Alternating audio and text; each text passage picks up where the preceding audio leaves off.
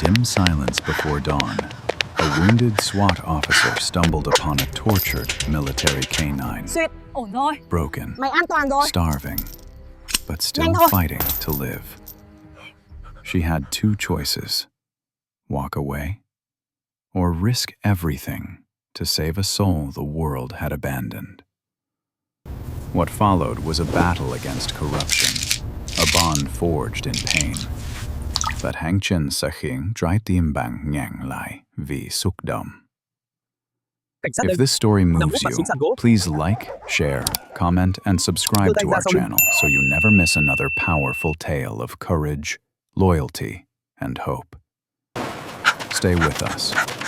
This one will stay with you forever. The dawn over Pacific Bay was a muted silver wash, the kind of quiet morning that made the world look half awake, half forgotten. Sergeant Emily Carter ran along Ocean Crest Boulevard with the controlled rhythm of someone who had learned long ago that motion was the only way to keep the darkness inside from catching up. Her breaths were steady but heavy, weighted with memories she didn't want and guilt she hadn't earned. Administrative leave, they called it. Time off. Recovery. None of those words meant anything when the mind replayed a single moment like a scratched record. The hostage crouching behind a crate, the muzzle flash in the wrong direction, Emily screaming down half a second too late. She hadn't forgiven herself. Maybe she never would. But running helped. Running quieted the noise. On her left, the Pacific churned against the cliffs, throwing mist into the air that tasted like metal and salt. On her right rose the kinds of houses that people wrote articles about. Steel, glass, private elevators, manicured hedges fluffier than hotel pillows. She'd kicked in doors uglier than some of these garage doors. She passed one mansion she recognized instantly. Julian Crow's. Tech billionaire, innovator, philanthropist when cameras were rolling. Arrogant, untouchable. The kind of man who thought paying taxes was a personal insult. Emily didn't care for him. But she didn't think about him long, until the street shifted. Something changed. A silence too clean, too intentional. The ocean still roared, the wind still hissed, but beneath it all came a faint, metallic note. Clank. Emily stopped mid-stride, turned her head slightly, listening. Clank. There it was again. Not random. Heavy steel on concrete. A sound that didn't belong in paradise. Then the second sound came crawling through the air, soft and strangled. The unmistakable whimper of an animal in pain. Emily's stomach dropped. She scanned the boulevard, empty. No runners, no dog walkers, no gardeners with leaf blowers. Just fog and expensive loneliness. Her training whispered through her body like muscle memory. Pattern, direction, distance, threat. She traced the sound to Crow's backyard. Of course it would be him. Emily moved off the sidewalk and slipped between two palm trees like a shadow returning home. She found the narrow service alley between Crow's home and his neighbor's. The concrete was damp, the air tight. Clank, whimper, clank, whimper. A routine, a system of pain. She crouched behind a wall of bougainvillea, the thorns biting into her arms as she leaned forward to see through the iron slats of Crow's artistic backyard fence. What she saw made her breath lock in her chest. A German shepherd, if you could still call it that, was chained to a thick concrete post. The dog's ribs stuck out like broken piano keys under matted, filthy fur. His legs trembled as he struggled to stand. His tail was tucked so far under his body it was nearly gone. A stainless steel bucket lay overturned nearby, its edge dented, stained.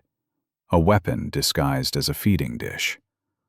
And from the glass doors stepped Julian Crow himself, wearing a silk robe and holding a coffee mug in one hand and a wooden dowel in the other, like cruelty was part of his morning routine. Up, he said, calm as a surgeon. The dog tried, failed. Crow sighed, an annoyed sigh, like dealing with a defective gadget. He slammed the bucket onto the stone. Clank! The dog convulsed, collapsing into a whimper so hollow it barely carried across the yard. Emily felt something inside her crack.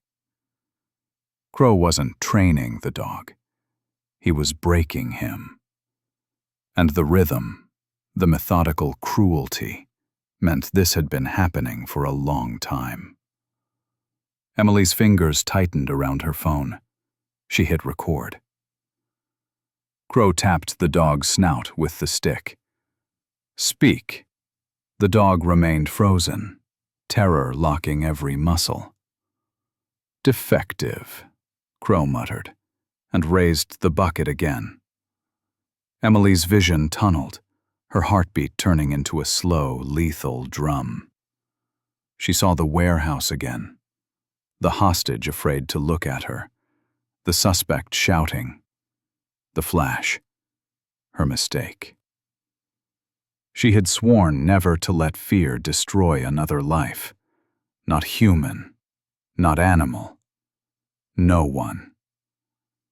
She could call it in, follow protocol, wait for officers. But she knew how this played out.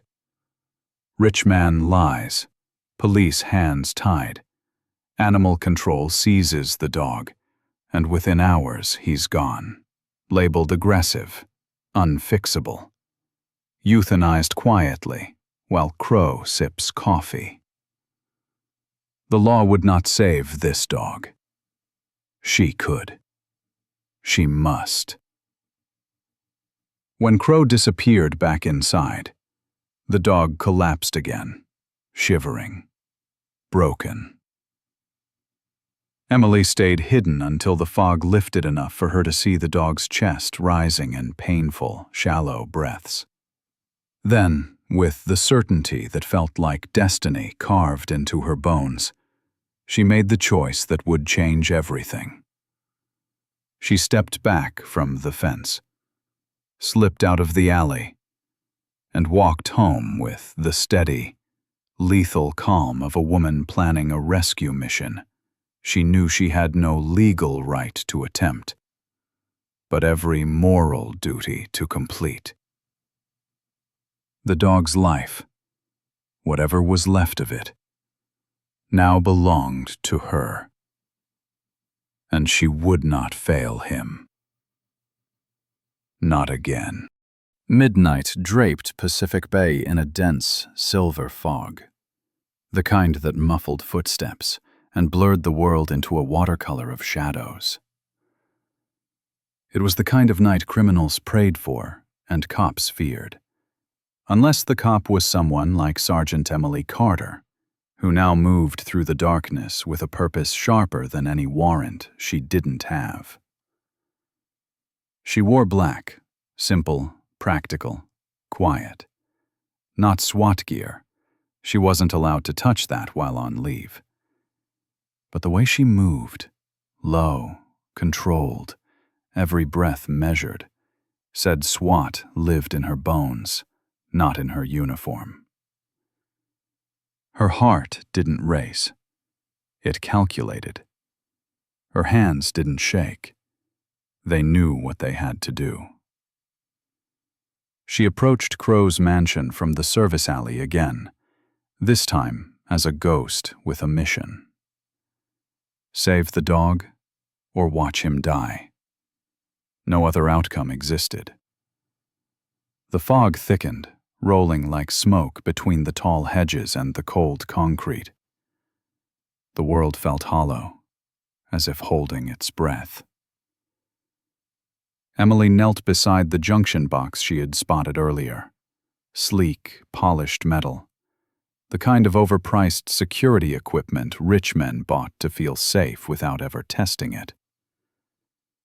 She slid her screwdriver under the panel and popped it open. The alarm wires, camera feed, and gate sensor were neatly color-coded. Rookie mistake. For a man who builds smart homes, she whispered, You should really hire smarter installers. She didn't cut the wires. Cutting triggered alerts. Instead, she looped a fuse wire around the gate's magnetic sensor, creating a false signal that said closed no matter what she did next. Then she unplugged the patio camera's power line. The main system would report a generic malfunction, not an intrusion. She checked her watch. 2:39 a.m.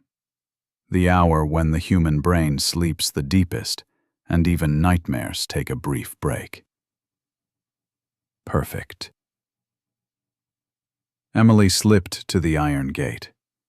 The fog made the metal slick, the cold biting her fingers as she pried the latch apart until... click. The gate eased open without a sound. She stepped inside, becoming part of the darkness, her breath slow and her motions nearly invisible. The backyard looked even colder at night. The infinity pool was a black glass tongue licking the cliff edge. The white stone patio glowed faintly under the dim security lights, sterile and cruel. And there, like a bundle of abandoned bones, lay the German shepherd. Emily froze, letting the dog sense her presence before she moved. He raised his head a fraction of an inch, eyes wide, pupils huge with terror. Not a bark, not a growl. Just a trembling silence that hit her harder than any scream could have. "Hey," she whispered, not daring to step closer yet. "I'm not him." His ears twitched. She slowly knelt, hands open, palms up, a universal gesture of peace. The dog trembled so violently the chain rattled like broken wind chimes. Emily felt something twist painfully behind her ribs. She knew the signs: shock, dehydration, fear conditioning. The kind that didn't just break bodies, it erased souls.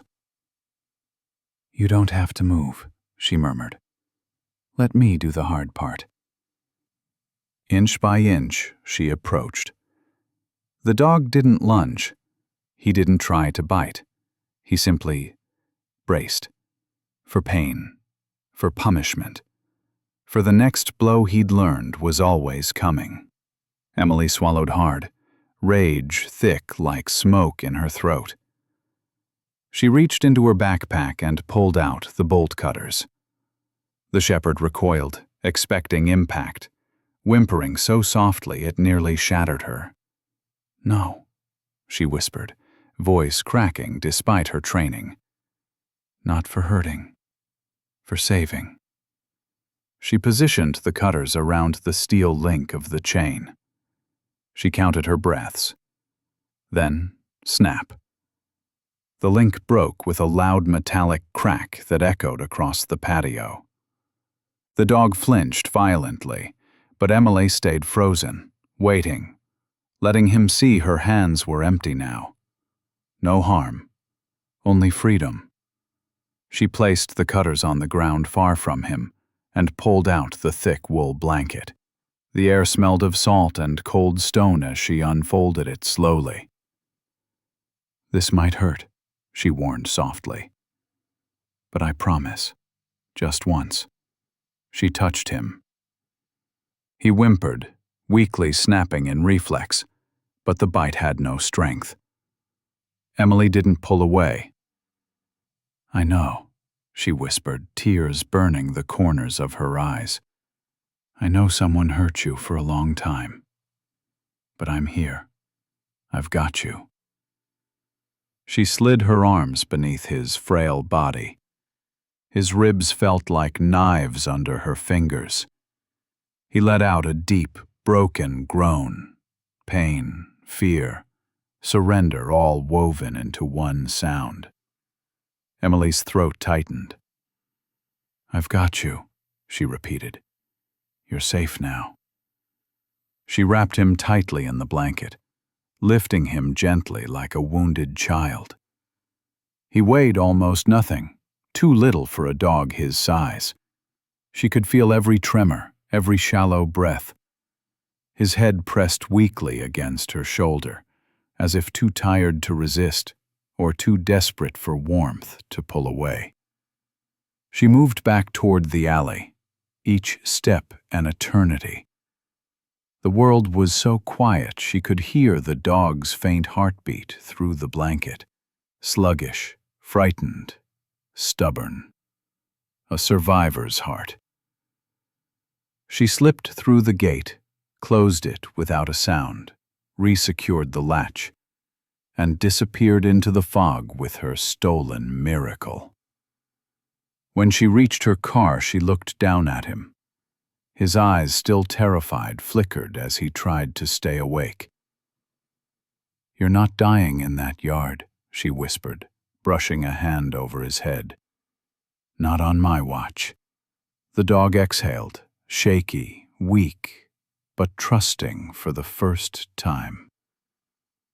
Emily didn't realize until she started the engine that her own hands were trembling too. Not from fear, from the overwhelming truth of what she had just done. She had crossed a line, and she would cross it again. 1,000 times, if it meant saving him. The sun had not yet risen when Emily pushed open the back door of Morales Veterinary Clinic, the hinges groaning softly, like they too were exhausted. The narrow hallway smelled of antiseptic, old wood, and something gentler, like trust worn thin, but still holding on. Dr. Luis Morales stood at the stainless steel sink, sleeves rolled up, scrub stained with the permanent marks of a man who had spent half his life stitching up soldiers, and the other half mending creatures who couldn't speak for themselves. He didn't turn when he heard her enter. "If that's you, Carter," he said in a gravelly voice that still carried traces of battlefield sand, "you'd better have a damn good reason for breaking into my clinic at 5 in the morning." Emily stepped fully inside, the blanket-wrapped shepherd trembling weakly in her arms. Morales turned and froze. His breath caught. His stern face softened, then hardened with a cold fury that wasn't aimed at her. "Jesus," he whispered. "Put him on the table. Now. Movies. Now." Emily laid the dog down on the metal surface. The shepherd tried to lift his head at the sound of metal, expecting another blow, but it was too heavy, too weak. His eyes fluttered, then closed, though he fought not to collapse. Morales moved with the swift precision of a man who had patched bullet wounds in dark tents while mortars landed nearby. He checked the dog's gums, white as paper. Pulse, fluttering, shallow. Body temperature, low. Ribs, too many of them visible, too clearly broken. This wasn't starvation alone, he muttered, anger simmering under each word. This is systematic abuse. Weeks, maybe months. Emily swallowed the knot in her throat. "I know." Morales glanced at her. "What did you do?" "Something stupid," she said. "Something right." He nodded once, as if that answer explained everything.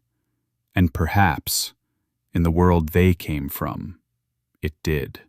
He inserted an IV catheter with the steadiness of a surgeon, and the shepherd let out a soft whine that sounded like disbelief, that the touch wasn't followed by pain. Emily stood beside the table, one hand resting lightly near the dog's head. "Easy, boy," she whispered. You're safe. Stay with me. Morales checked each leg carefully, then paused when he reached the dog's right shoulder. There, beneath a patch of ragged fur, lay a thick scar, a wound that hadn't healed properly. He pressed around it gently.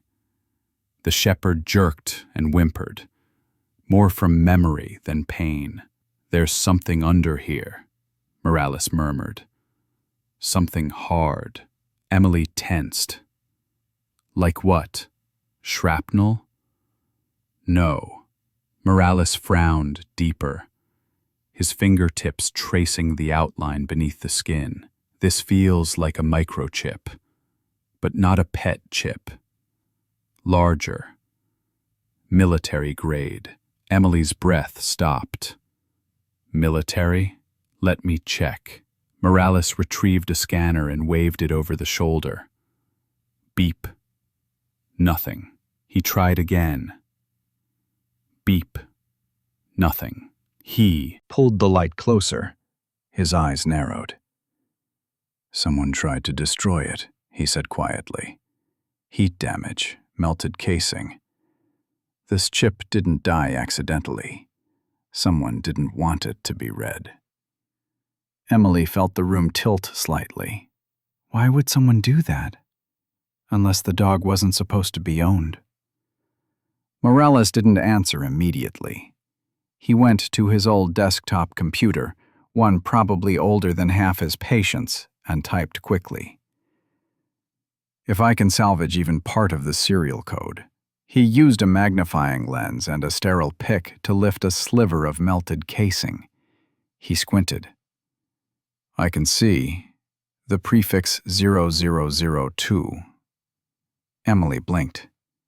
And that means, Morales's voice dropped to a whisper, Department of Defense. For a moment, neither spoke. The clinic seemed to contract around them, drawing their silence tight. You mean, Emily began.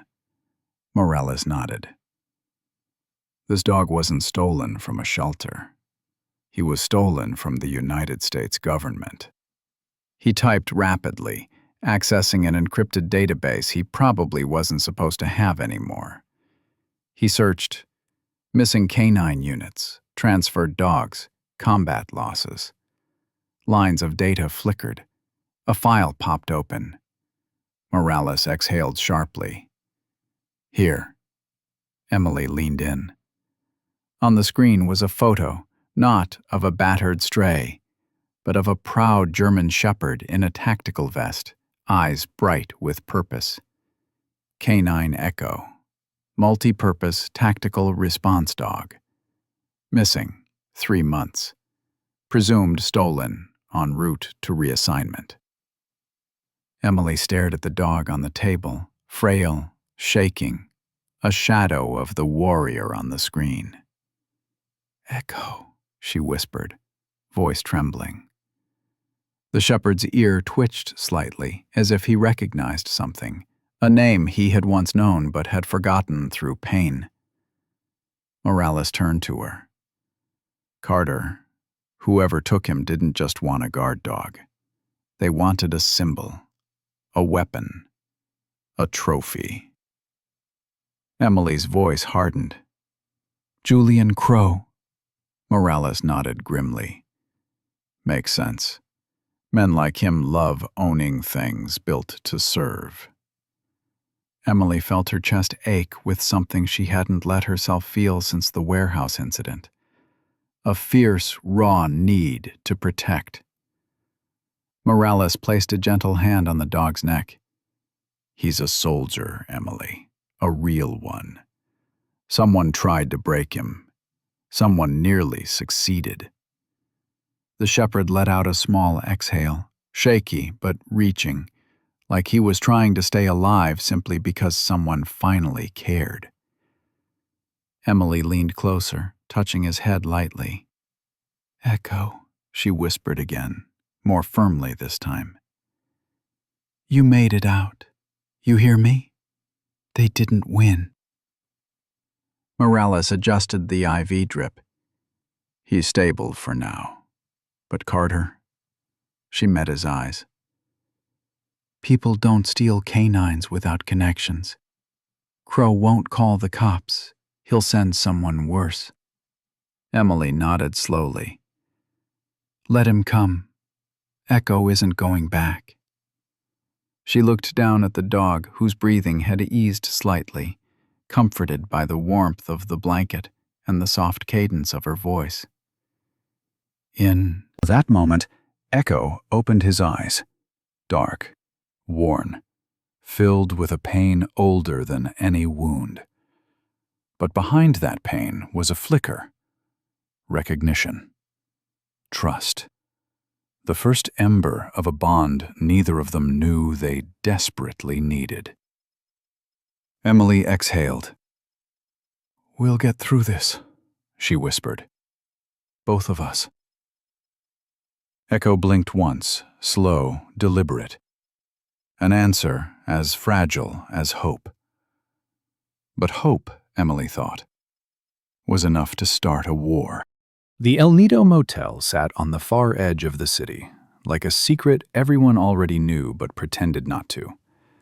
Its neon sign flickered between El Need and El No, which felt painfully accurate for a place that smelled of stale smoke, old bleach, and stories no one dared to tell in daylight. Emily parked behind the building, keeping her headlights off until the last second. The lot was empty except for a busted pickup and a motorcycle missing half its paint. Perfect. Anonymous. She slipped out of the car and opened the back door, where Echo lay wrapped in the wool blanket, breathing shallowly but more evenly, thanks to Morales's IV fluids and pain meds. He tried to lift his head when she reached for him, but his body was still too weak. So Emily scooped him up gently, the way you'd lift a wounded brother from a battlefield. His weight, or lack of it, still shook her. She carried him to room 12, the key cold in her hand, and nudged the door open with her shoulder. The room was dim, lit only by a crooked lamp and the glow of a vending machine outside the window. The air smelled of loneliness and cheap detergent, but in that moment, it became something else. A hiding place. A temporary home. A sanctuary for two broken souls who had no right to still be breathing, but somehow were. Emily set Echo down carefully on the bed. The springs groaned under the weight of the blanket, not the dog. He lay still, eyes half open, watching her with an expression she'd only seen on combat veterans. Waiting for the next threat, the next command, the next hurt. You're safe, she whispered, more to herself than him. She pulled the blanket back just enough to let him feel the air, then stroked the side of his head slowly, carefully, ready to pull back at the first sign of fear. But Echo didn't snap this time. He didn't recoil. He just watched her, blinking slowly, as if memorizing her face in case he needed to recognize her in the dark. And God, the thought of that nearly shattered her. Emily set up a small camp in the room. IV bag hung from a coat hanger she bent with her hands. Water bowl near the bed. A makeshift pallet on the floor for her. She didn't trust the motel sheets. She didn't trust anything except the weight of Echo's gaze on her every time she moved. Hours passed. She administered his antibiotics, cleaned his wounds, rewrapped his ribs. Every small touch made the dog flinch, tremble, brace. "It's okay," she murmured, again and again, her voice softer than she'd ever used in a negotiation or a raid. "You're not alone. I'm right here." By the time dusk turned into night, the motel had filled with familiar sounds. Doors slamming, arguments muffled through thin walls. A TV turned up too loud. Echo's ears twitched at every noise, but he did not bark. He simply stared at the door, muscles taut, guarding even when he had no strength left. Emily watched him. "You're still working," she whispered. "Still protecting." She reached out, letting her fingers brush the fur behind his ear. "You don't have to anymore, Echo. Not tonight." He exhaled softly, a sound somewhere between surrender and relief. Emily sat against the bed, boots still on, gun holstered beside her, exhaustion settling into her bones. She planned to stay awake, just for a few minutes, to make sure Echo remained stable. But minutes had a way of turning on you when your past lived in your dreams. At 2:14 a.m., the nightmare hit her hard. She was back in the warehouse, gunfire, shouting, the hostage boy's terrified eyes locking with hers before the world blew sideways. She heard the shot again, felt the sickening cold grip her spine. She tried to rise, to warn someone, to stop something, but her legs wouldn't move. She couldn't breathe. A sound dragged her out of the nightmare. Not a shout, not a gun. A chuff. A low, soft exhale that vibrated through her chest. Emily jerked awake, gasping, reaching blindly for her weapon. But her hand landed on something warm, something solid. Echo. He was standing over her, one paw against her arm, head pressed to her sternum like he was grounding her heartbeat with his own. His eyes were wide, not with fear, but with concern. Real concern. For her. Emily froze, breath shaking. "Echo." He pushed his head harder against her, demanding she stay present, demanding she breathe. And she did, slowly, painfully. As if returning from a cliff she hadn't realized she was standing on. She rested her hand on his back. He didn't flinch, didn't shrink.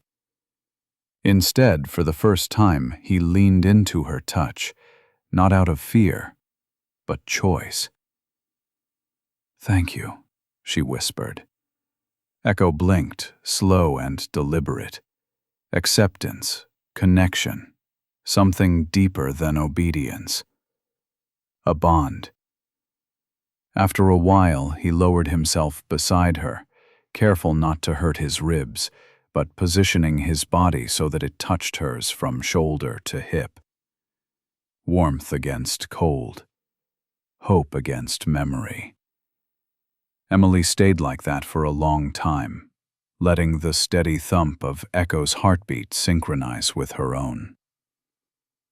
Two soldiers in the dark, finding safety not in walls or locks or guns, but in each other. Outside, the world went on breaking. But inside room 12, for the first time in months, Emily Carter felt something she thought she'd lost forever. Peace. Not because the danger was gone, but because she wasn't facing it alone anymore. Echo had chosen her, and she would burn the world down before she ever let him be hurt again.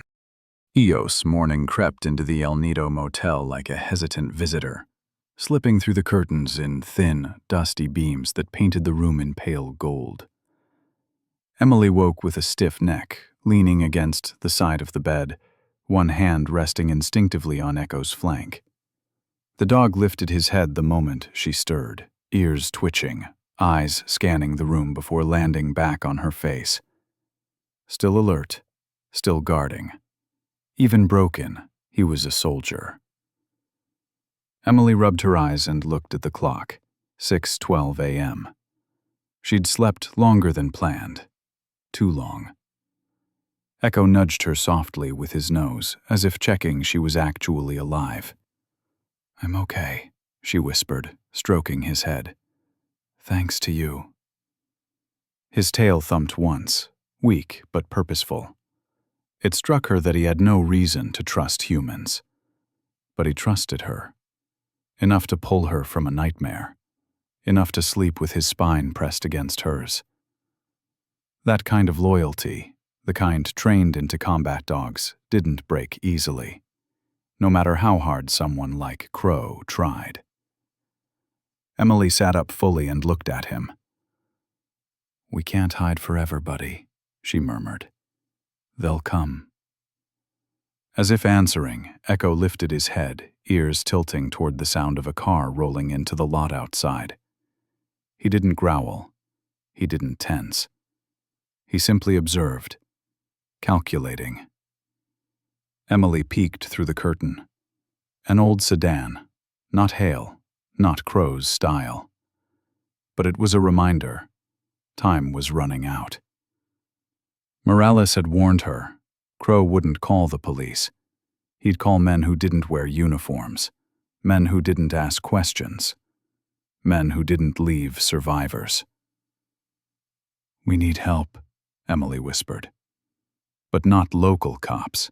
They'd arrest her first, ask questions later, and hand Echo over to animal control where Crow would reclaim him with forged documents and a charming smile. No. She needed someone outside the reach of Crow's money, but inside the reach of the law. Someone who policed the police. There was only one option. Emily reached under the mattress and pulled out the burner phone Morales had given her. Her hands shook, not from fear, but from the weight of what she was about to do. Echo watched her, his dark eyes steady. "You ready?" she asked. He blinked once, slow, confident. She dialed a number almost no cop ever used unless things were already burning down. DOJ Internal Investigations / Federal Task Force line. It rang twice. A crisp, guarded voice answered. "Department of Justice, Special Agent Dana Brooks speaking." Emily swallowed. "Agent Brooks, my name is Sergeant Emily Carter, SWAT, badge 3117. I need to report a federal crime involving stolen government property." A pause, sharp, calculated. "Are you in immediate danger, Sergeant?" "Not yet," Emily said. "But I will be." "Location?" "Undisclosed," Emily replied. "If I give it too soon, someone else will find me first." Another pause, deeper this time. "What kind of government property?" Emily's eyes drifted to Echo. Fragile, wounded, watching her with the quiet dignity of a soldier refusing to break. "A multipurpose tactical K-9 unit," she whispered. "Echo. Designation unknown. Chip was destroyed. I have video evidence of abuse, torture, and the man who stole him." "Who?" Emily took a breath. "Julian Crow." Silence. The kind that meant Agent Brooks wasn't shocked. She'd suspected something for a long time. Brooks exhaled. "Sergeant Carter, I've been chasing Crow for 2 years, smuggling tech, off-the-record purchases, a rumor about a stolen K-9. Nothing stuck. You're telling me you have proof?" "Yes," Emily said. "And I know what I did was illegal. I broke into his home. I cut the chain. I took Echo." "Because the police would have returned him to Crow before checking his chip," Brooks finished for her. "Smart and stupid. And very, very brave." Emily didn't respond. Her throat tightened. "Sergeant," Brooks continued, her voice steadying, "what's your goal here? To save the dog, or to take Crow down?" Emily looked at Echo. The dog shifted, placing one paw gently on her boot, a gesture so soft it nearly crushed her. "Both," she said. Brooks didn't hesitate. "Good, because I can help you with both." Emily blinked. "You can?" "But you have to trust me," Brooks added. "And you have to understand, when we meet, you will be detained until we verify your story. You're admitting to felony theft." "I know," Emily said quietly. "I'll accept whatever comes. I just want Echo safe." "Then listen carefully," Brooks said. "We're going to set up a meeting, a controlled drop. You're going to pretend to sell Echo back for cash. Crow's ego will drag him there personally. My team will handle the rest." Emily's pulse quickened. "You think he'll fall for that?" "Men like Crow always do. They think money protects them. They think people are predictable. They think the law is optional." Brooks paused. "And they never expect a woman with nothing left to lose." Emily looked down at Echo. He shifted closer, resting his head on her lap gently, as if sensing her thoughts. "I'm not losing anything," she whispered. "Not this time." Brooks inhaled. "Are you safe for the next 12 hours? "Yes," Emily said. Echo lifted his head in agreement, though his tail gave a small, fragile wag. "Then I'll send coordinates soon," Brooks said. "And Carter." "Yes." "You did the right thing." The call ended. Emily set the phone down and stroked Echo's fur, soft in places, coarse in others. He leaned into her touch, sighing softly, exhausted but trusting. "We fight now," she murmured. "Together." Echo's tail tapped once against the blanket. Not fear, not pain, but hope. A soldier's hope, quiet, stubborn, alive. For the first time, Emily felt like she wasn't running from the past anymore. She was running towards something worth saving, and she would not stop. Not until Echo was free. Not until Crow fell. Not until justice, real justice, finally breathed again. The sun slid toward the horizon in a slow burn of gold and copper as Emily parked her car near the Old South Pier, the one locals avoided after dark because the planks creaked, like they remembered every tragedy that ever happened on them. The air smelled of salt, rust, and coming danger. Waves slapped the pylons below with rhythmic impatience, as if urging her to turn back. But she couldn't. Not now. Echo sat in the back seat, stronger than the night she found him, but still marked by the suffering he'd endured. His ribs no longer stabbed through his fur, but the limp in his left hind leg remained, a permanent reminder of the months Crow had tried to break him. Emily opened the door and crouched beside him. "You ready, buddy?" Echo didn't bark. He didn't whine. He simply placed his forehead gently against hers, an unspoken promise. "I'm with you." She swallowed the lump in her throat. "Let's end this." She clipped a simple rope leash onto his collar. Not because he needed it, but because it made them look ordinary, forgettable. Brooks's instructions had been clear. You act scared. You act desperate. Crow will come close if he thinks he owns you. Emily straightened, inhaled the cold air, and walked toward the pier. The wooden planks groaned beneath her boots. Echo moved at her heel, limping, yes, but alert, scanning every angle like the soldier he once was. The pier stretched into the water like a lonely, weather-beaten finger. At its end, in the fading sunlight, stood silhouettes. Crow, Hale, two bulky men who were clearly hired muscle, stationed on either side like guard towers. Crow wore a charcoal coat, as if he were arriving at a gala, not a criminal exchange. Hale, meanwhile, looked carved from stone, expressionless, unreadable. A predator calculating the wind before the strike. Emily kept her breathing slow, steady. Echo stayed just half a step behind her, watching the men with cold, unwavering focus. As she approached, Crow lifted a hand. "Sergeant Carter," he said, voice smooth as polished glass. Or should I say, dog thief?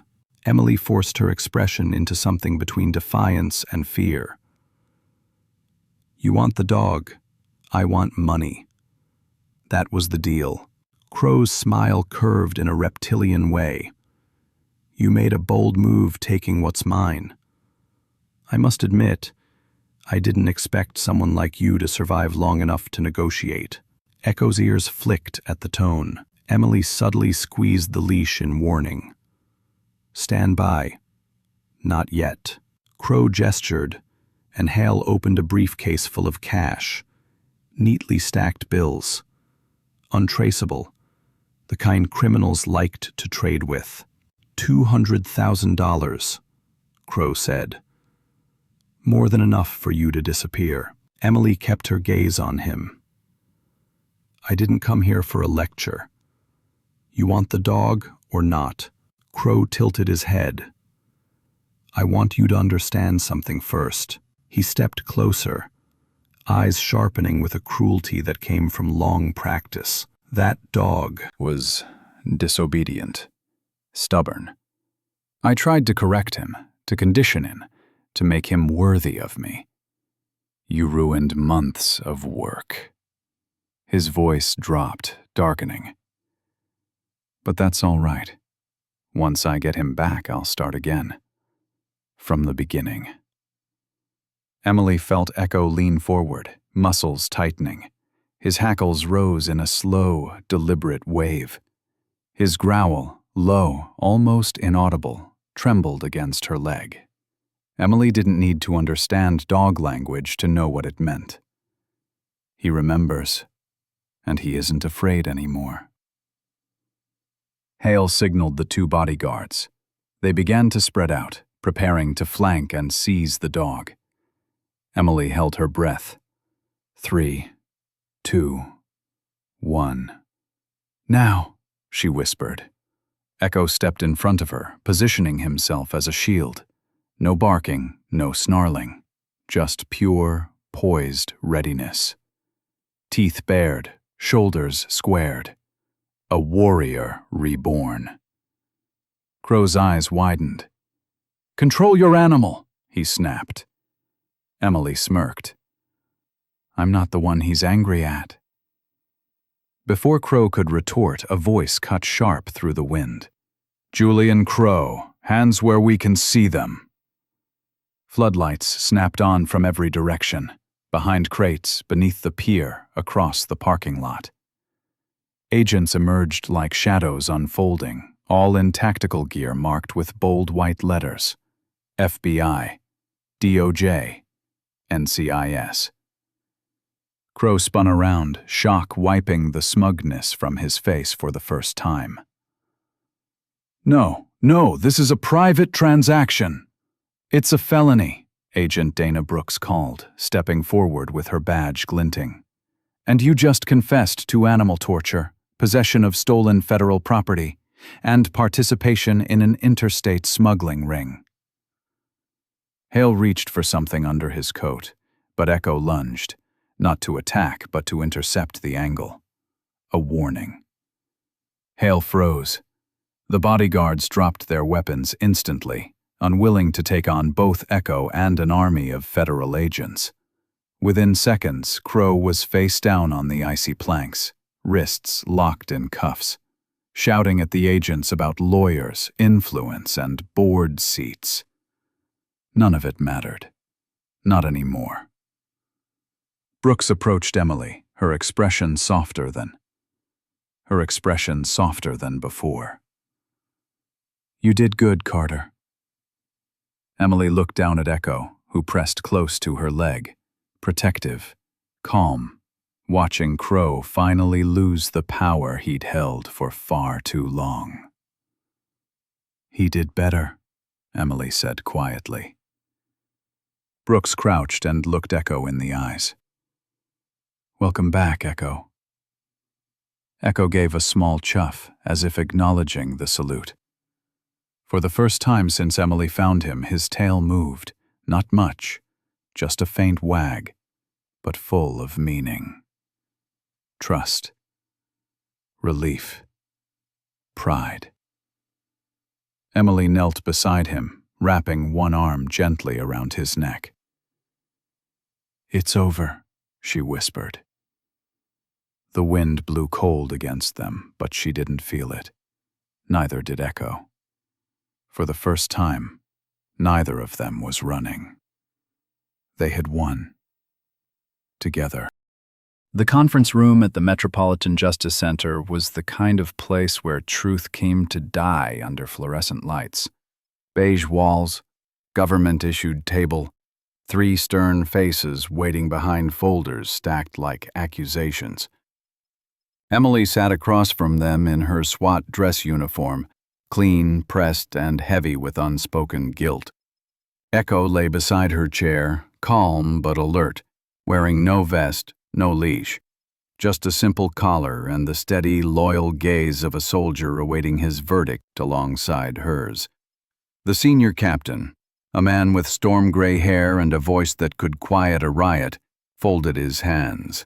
"Sergeant Carter," he began, "we are here to address your conduct regarding the unlawful entry into Julian Crow's residence and the unauthorized seizure of federal property." Emily didn't blink. "Yes, sir. You acted alone, without a warrant, without command authorization, without command authorization. You concealed evidence, evaded tracking systems, and interfered with local jurisdiction. Do you deny any of this?" "No, sir." Her voice did not shake. It didn't need to. The truth was simple. She had done it. Every last bit of it. One of the lieutenants leaned forward. "Sergeant, we have your video. We have Dr. Morales's medical report. We have corroboration from DOJ agents. But that doesn't excuse your actions." Emily nodded. "I'm aware. Then explain why we shouldn't strip your badge today." Echo shifted, sensing the tension, lowering his head onto her boot. Emily took a breath. "Because," she said. "Because," she said softly. "The law would have killed him." She lifted her chin. "Protocol would have labeled Echo aggressive and unfit. The system would have returned him to Crow before anyone discovered the truth about his identity. And he would have died on that patio." Silence swallowed the room. The captain frowned. "Sergeant, the law exists for a reason." "Yes, sir," Emily replied. "To protect the innocent. Echo is innocent." The lieutenant opened his mouth as if preparing another reprimand. But Echo suddenly raised his head, ears perked, eyes steady on the panel. Not fearful, not submissive, just present, like a witness. Emily rested a hand on his neck. He did nothing wrong. He was stolen, tortured, used as a prop in a man's sick game. And when I found him, he wasn't just dying physically. He was giving up. Her voice thinned despite her best efforts. "I know what that looks like." The room shifted, just slightly. The captain's eyes softened, barely perceptible. Brooks stood in the corner, arms crossed, observing the exchange carefully. She spoke up. For what it's worth, Captain. Carter's actions were the only reason we were able to arrest Crow.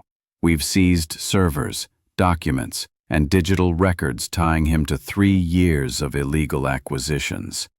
She didn't just save a dog. She exposed a crime ring. The lieutenant grimaced. This is highly irregular. So is trafficking federal canines units. Brooks shot back. Emily gently stroked Echo's head. The shepherd nuzzled closer, letting his weight sink into her boot, grounding her the way he had every night in that motel room. The captain rubbed his temple. Sergeant Carter, you disobeyed procedure in the most blatant way imaginable. Yes, sir. You compromised yourself legally. Yes, sir. You endangered your standing with the department. Emily swallowed. Yes, sir. He leaned forward, voice low. And yet, you upheld something most officers forget. A pause settled like a breath before a confession. You upheld the spirit of the badge, not just the rules printed on paper. Emily's eyes flickered upward, hope sparking like a candle touched to dry tinder. The captain continued. Your record will carry a formal reprimand, 60 days reduced pay. You will be suspended for 15 days without active field duty. She nodded gratefully. She could live with that. The lieutenant added, and one more matter. The dog. Echo stood on trembling legs, as if he understood. The captain looked down at the paperwork.